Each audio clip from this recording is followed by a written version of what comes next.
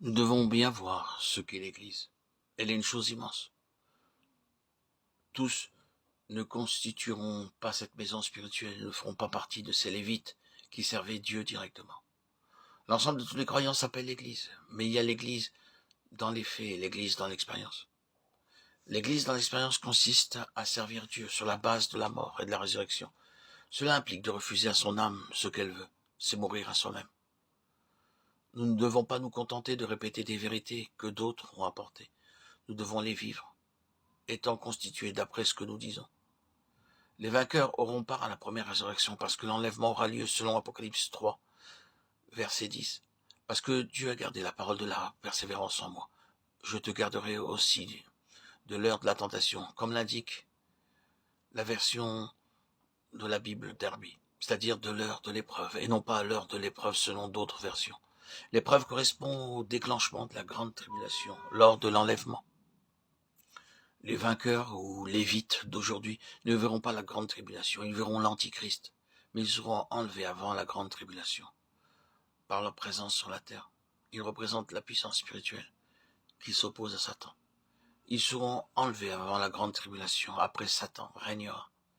Celui qui combat et qui est intégré dans le plan divin sait qu'il s'agit d'une lutte.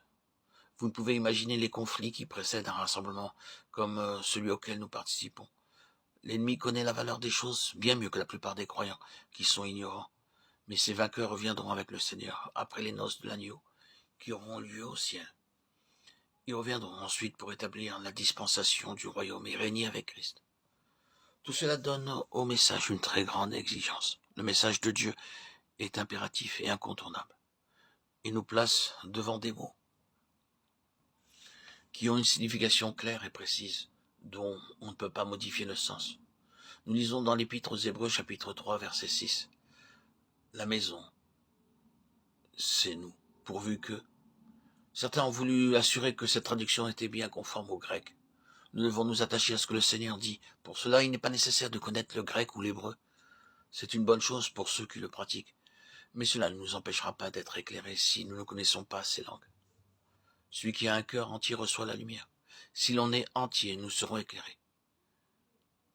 Mais dans le cas contraire, nous resterons dans l'obscurité. C'est un message direct auquel on ne peut pas échapper si nous sommes honnêtes.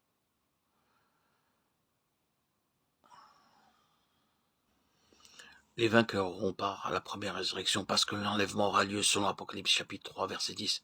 Parce que tu as gardé la parole de la persévérance en moi, je te garderai aussi de l'heure de la tentation.